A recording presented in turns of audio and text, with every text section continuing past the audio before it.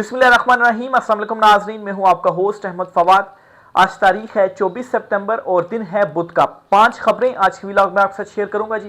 पहली खबर तो ये है कि इमरान खान साहब से बड़ी ही एक इंपॉर्टेंट शख्सियत की अडियाला जेल में मुलाकात हुई है और इस मुलाकात के बाद उस शख्सियत का ये कहना है कि एस्टेब्लिशमेंट और हुकूमत ये दोनों जो हैं वो सख्त परेशान हैं और उनकी परेशानी की वजह ये है कि इमरान खान साहब ने ये वाज़े कर दिया है कि ना वो किसी को डील देंगे, 1% भी डील देंगे, और अगर कोई ये समझता है कि मुझे वो ज़्यादा अरसे तक जेल में रख सकता है तो मैं लंबे अरसे तक जेल में रहने के लिए भी ज़हनी तौर पर तैयार हूँ।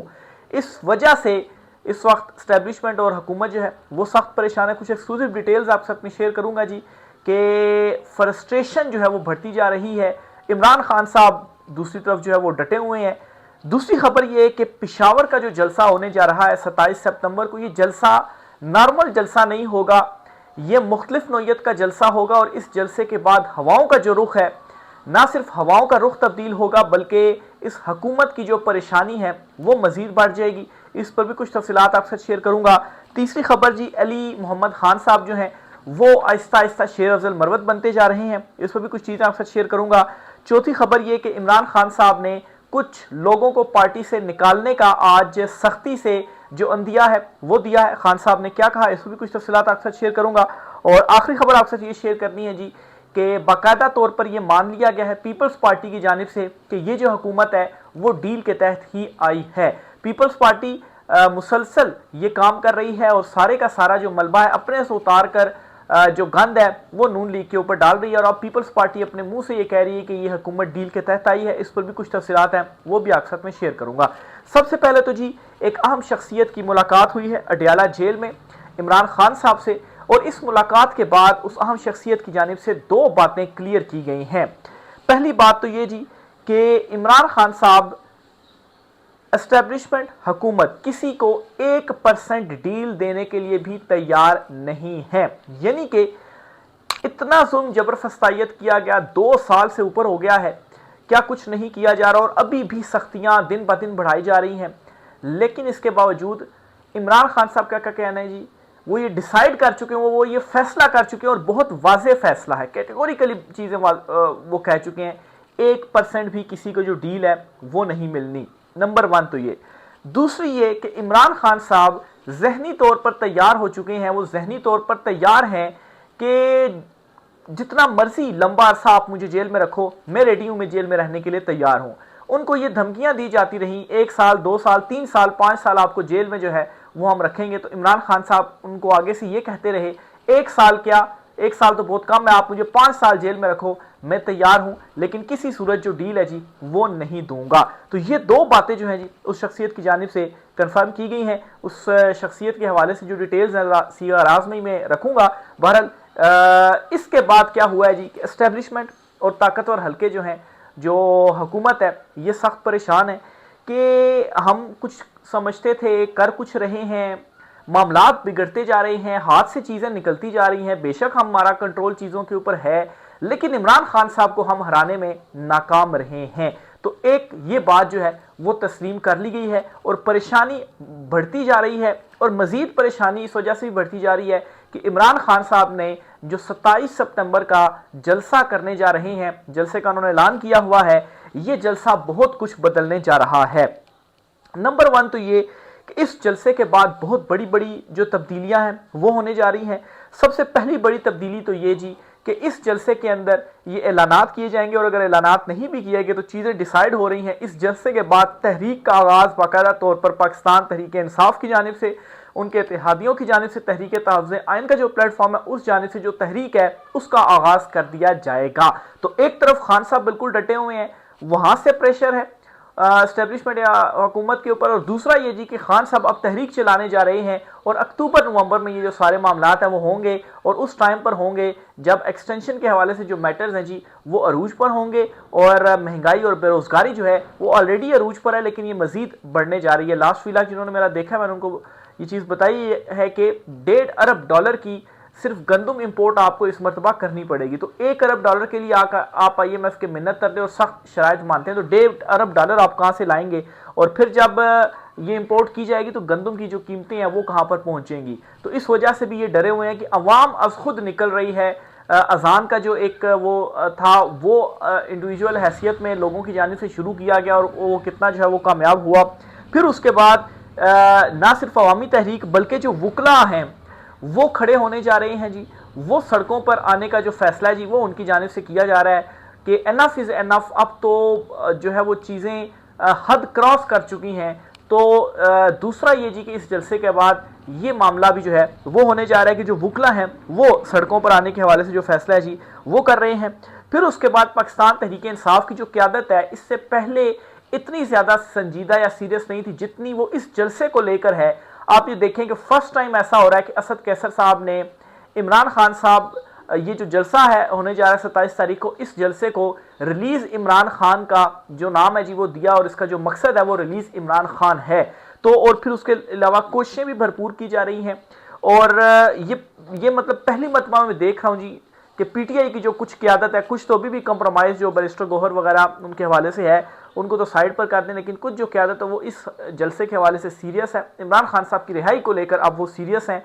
तो ये सारी चीज़ें ये बताती हैं जी ये जो बड़ी बड़ी तब्दीलियां होने जा रही हैं कि ये जलसा कोई आम जलसा नहीं होगा। फिर इस जलसे को लेकर बड़ी ज़बरदस्त तजावीज़ भी दी जा रही हैं कि इस जलसे में हम अपने जो लीडर्स हमारे जेलों में उनकी तस्वीरें लगाएं, जिन हमारे कारकुनान को शहीद किया गया उनके वर्सा को बुलाकर तो उनसे जो तकरीरें हैं वो करवाएं, अवाम को जो है वो हमने उठाना है। तो इन तमाम एतबारों से ये जो जलसा है जी वो बड़ा डिफरेंट नौइयत का होगा और इस जलसे के बाद बहुत बड़ी तब्दीलियां होने जा रही हैं। इस मामले के ऊपर भी एस्टैब्लिशमेंट और हुकूमत जो है वो काफ़ी ज़्यादा परेशान है कि हाथ से हमारी जो चीज़ें हैं वो स्लिप होती जा रही है। जिस तरह से आप रेत है ना, आप इस मुट्ठी में पकड़े और मुट्ठी बंद करें तो आप जो है वो रेत निकलती रहेगी नीचे से, आप उसको रोक नहीं सकते। और जितनी आप मजबूत करेंगे मुट्ठी को उतना जो रेत है वो तेज़ी से स्लिप होती जाएगी। तो इस वक्त यही जो ताकतवर हल्के हैं जी उनके साथ हो रहा है। तीसरी खबर जी, अली मोहम्मद खान साहब जो हैं वो आहिस्ता आहिस्ता शेर अफजल मरवत बनने जा रहे हैं जी।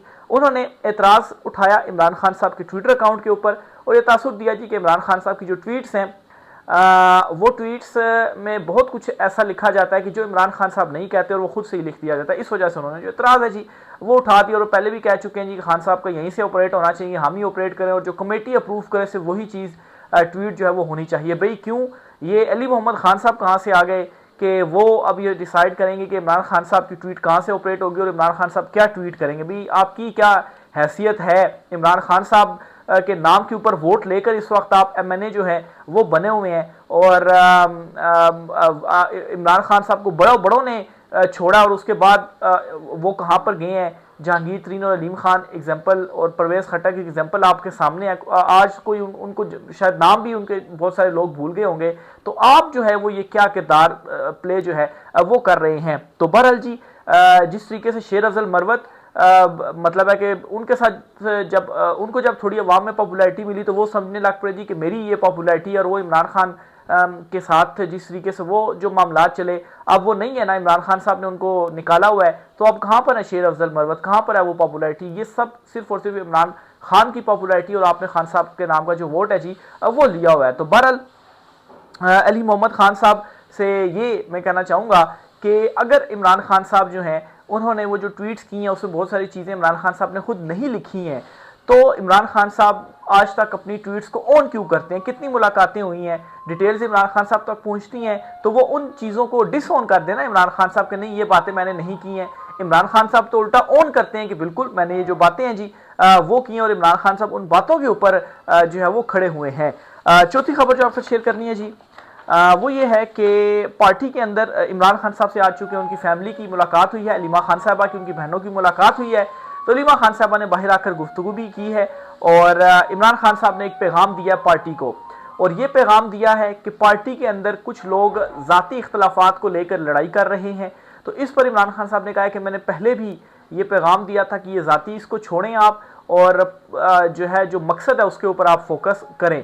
तो आज अलीमा खान साहबा ने कहा है कि इमरान खान साहब ने बड़े सख्त अल्फाज में ये पैगाम जो है वो दिया है, जिसको मैं नरम करके कह रही हूँ कि इनसे कहो कि जो ज़ाती इख्तलाफात हैं इन इख्तलाफात को छोड़ दें, नहीं तो कोई जो सख्त एक्शंस हैं वो फिर मैं लेने जा रहा हूँ। और सख्त एक्शंस क्या हो सकते हैं? यही हो सकते हैं कि इमरान खान साहब इनको पार्टी से जो है वो निकाल दें। तो मेरे ख्याल से बहुत सारे लोगों के नंबर अब आ गए हैं कि उनको पार्टी से निकाला जाए। खैर, जब इमरान खान साहब बाहर आएंगे तो बहुत सारे लोगों का वैसे ही इमरान खान साहब खुद सफाया कर देंगे, और जो लीडरशिप वाकई इमरान खान साहब के नज़रिए के साथ डट कर खड़ी हुई है, इमरान खान साहब को सब चीज़ें मालूम है, उन्हीं को ही इमरान खान साहब ने सामने लाना है। आप देख लें, जेलें जिन लोगों ने काटी, यास्मीन राशिद,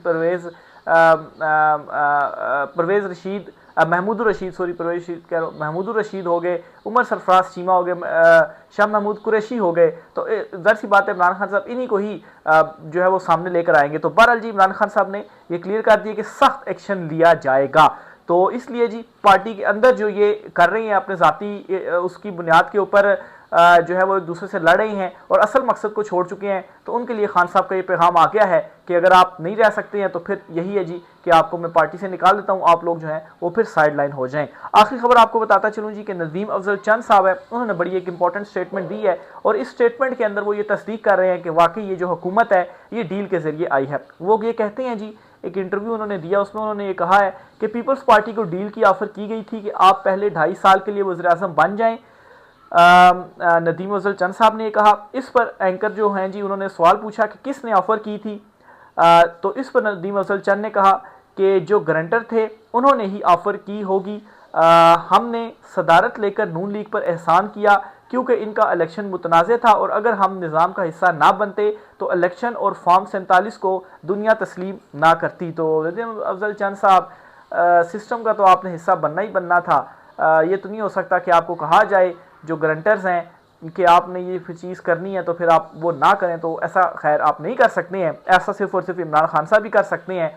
तो बहरहाल जी एक चीज़ उन्होंने कंफर्म कर दी जी कि इनको भी ऑफ़र की गई डील की, और ये जो हुकूमत है ये भी डील का हिस्सा है। और इनको क्या ऑफ़र की गई 2.5 साल के लिए, कि 2.5 साल पीपल्स पार्टी का वज़ीर आज़म, 2.5 साल नून लीग का वज़ीर आज़म, लेकिन उन्होंने ये जो ऑफ़र थी वो मुस्तरद कर दी। इन्होंने बस सिंध लिया, वहाँ पर खांचे चलते रहे, और अभी सारा का सारा जो मलबा है जी वो बड़े तरीके के साथ शिफ्ट किया जा रहा है नून लीग के ऊपर, और पीपल्स पार्टी जो है वो अपने आप को बचाने के चक्करों में, देखें जी हम तो हुकूमत में है ही नहीं, और हम तो कुछ लेना भी नहीं चाहते थे, और हमने तो सिर्फ और सिर्फ ये चाहा कि सिस्टम जो है वो चलता रहे। और फिर ये भी कह दीजिए कि ये जो हुकूमत है देखें ये तो डीलें करके आती है और हमें डील दी गई, लेकिन हम भी जो डील है वो नहीं करते। तो ये सारा क्या बयानिया बनाने की कोशिश की जा रही है कि नहीं जी हम तो बड़े साफ़ सुथरे हैं और हम तो इस हुकूमत का हिस्सा नहीं है, और सारे का सारा जो गंद है वो नून लीग के ऊपर डालने की कोशिश है। बहरहाल आपके ऊपर भी गंद डाल चुका है, अवाम अब बेवकूफ़ नहीं है, अवाम अवेयरनेस इमरान खान साहब ने अवाम को दे दी हुई है, और ख़ास तौर पर सोशल मीडिया के ऊपर ना कोई भी आप इस किस्म की चालाकियां करेंगे ना तो बड़ी जल्दी एक्सपोज भी हो जाती हैं, और उसका जवाब भी जो है वो आपको मिल जाता है, और इन चालाकियों में अब आवाम जो है वो नहीं आने जा रही। एक और आखिरी खबर भी आपको देता चलूँ जी कि आज जो है वो वज़ीर आला बलूचिस्तान है, उन्होंने सुप्रीम कोर्ट बार के लिए 10 करोड़ रुपए का जो ऐलान है जी वो किया, उनके लिए फ़ंड का ऐलान किया। आज वो सुप्रीम कोर्ट में आए थे, सुप्रीम कोर्ट बार की एक तकरीब थी, उससे उन्होंने खिताब भी किया, और उसके बाद 10 करोड़ फ़ंड का जो ऐलान है जी सुप्रीम कोर्ट बार के लिए किया। अब मतलब है कि बड़ा इंटरेस्टिंग इसके ऊपर सीनियर जर्नलिस्ट हैं जी एक, वहीं पर उन्होंने सवाल भी किया और उनसे कहा कि गरीब और महरूम सूबे के वज़ीर आला का सबसे ज़्यादा नवाजे जाने वाले तबके के लिए 10 करोड़ रुपए का ऐलान। मतलब है कि उनसे फिर सवाल ही पूछा कि जी कि ये गरीब सूबा है और बड़ा वहाँ पर जुल्म सितम भी हो रहा है और बड़ा बैकवर्ड जो है वो इस के हवाले से होता है बलूचिस्तान के हवाले से, तो इस गरीब सूबे का जो वज़ीर आला है वो कैसे 10 करोड़ रुपया सुप्रीम कोर्ट बार जो कि ऑलरेडी नवाजी हुई है उनको फ़ंड की मद में जो है वो दे रहा है, इतने ज़्यादा कोई आपके पास फ़ंड आए हुए हैं। तो जब ये सवाल पूछा गया था तो उसके बाद जो सदर हैं जी सुप्रीम कोर्ट बार के मियाँ अता जो हैं वो मतलब है कि बड़े गुस्से में आए, लेकिन उन्होंने अपना जो गुस्सा था वो कंट्रोल किया और मज़ीद जो बातचीत है वो नहीं होने दी गई। तो बहरहाल जी ये देखें जी ये जो चीज़ें हैं वो चल रही हैं। राय का इज़हार कीजिएगा। आज के व्लॉग से इतना ही, इजाज़त दीजिए, अल्लाह हाफ़िज़।